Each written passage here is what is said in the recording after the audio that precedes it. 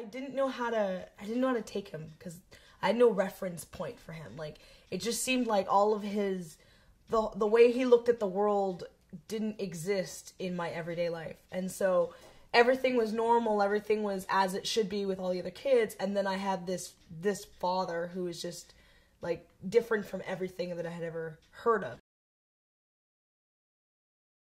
My name is Fitrion, and I come from Haiti. My name is Marie-Louise Fitrion, and I am half Haitian, half Scottish, but I'm born in Canada.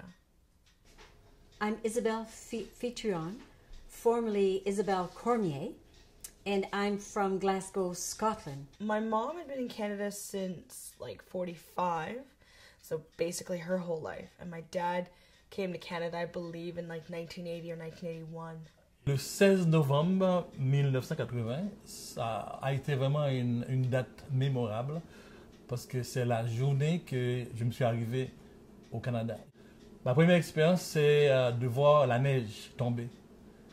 It was a little bit hard because I didn't expect that. But when I see, snow, it's something, exciting. When I first arrived in Haiti, it was a shock. Sometimes you think that, you're going to go someplace and you're going to help the people. It's not true. You receive more than what you give. En Haïti, les gens vivent en communauté.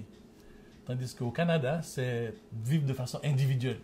Comme exemple, tu peux habiter dans un appartement, puis ça fait 10-15 ans, tu ne connais même pas le nom de ton voisin. Tandis qu'en Haïti, tu dois, c'est une obligation de te familiariser avec tous les gens de ton quartier. Puis ça devient une grande famille. I would say that it was the most beautiful adventure that anybody could live. We thought maybe if they had this or maybe they had that they would be happier. But they were happy without all these material things because what they had more, I would almost say that what we had was their humanity. Mon corps est au Canada, mais mon cœur reste toujours en Haïti. I never really asked my parents about Haiti. And I don't think I was ready, because I don't think I fully understood what it was to be Haitian. And I was so disconnected from that heritage that it was just really weird to think of myself as being part of something that I could never touch, I could never smell, I could never feel. But yet, when I walked out the door, people will ask you, where are you from? Like, I'm Canadian, and I have a Canadian accent, and I am very much Canadian in everything I do, but there's just something about me, at least the very least racially, that identifies me as a Haitian, and yet I have no connection to that Haitian side because I'm not there. We found out that in the very beginning there was like a distance between us. We had realized that we had created layers of not a simplistic life. Mais il faut dire que c'est un peuple très accueillant. Tu vois? C'est un peuple, par exemple, que pour eux, la relation humaine est beaucoup plus importante que l'argent. Ça fait en sorte que la vie est simple.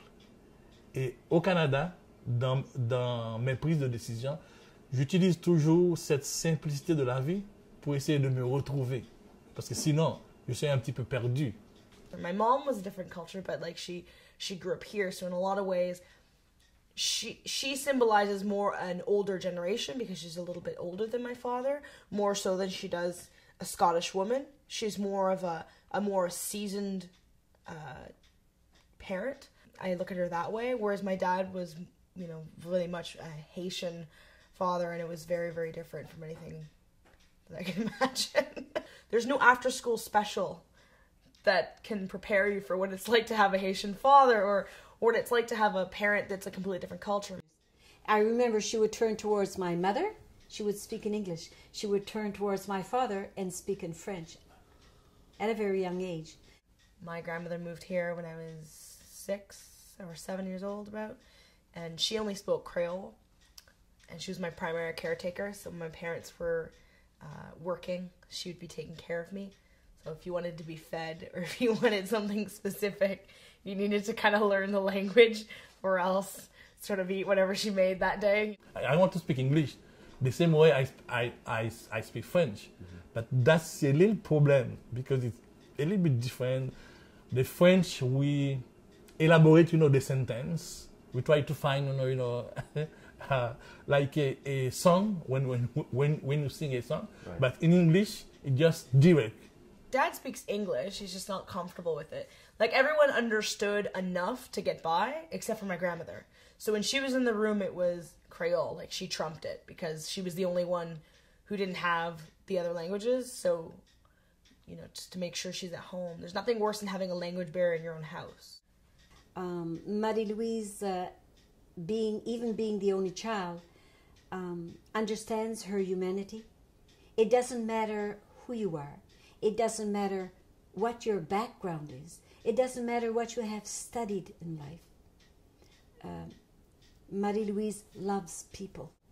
Marie-Louise, c'est comme un ruisseau d'espoir qui va se jeter dans l'embouchure de l'avenir pour former le courant du progrès, à participer pleinement dans le développement du Canada. Mais ce que je vois chez Marie-Louise, c'est pas tellement un citoyen, c'est-à-dire une citoyenne canadienne, mais c'est une citoyenne du monde. The process of figuring out who you are and being biracial and also being bicultural and having my own culture that's different from my mom and dad's has been extremely challenging, but really, really, really beneficial.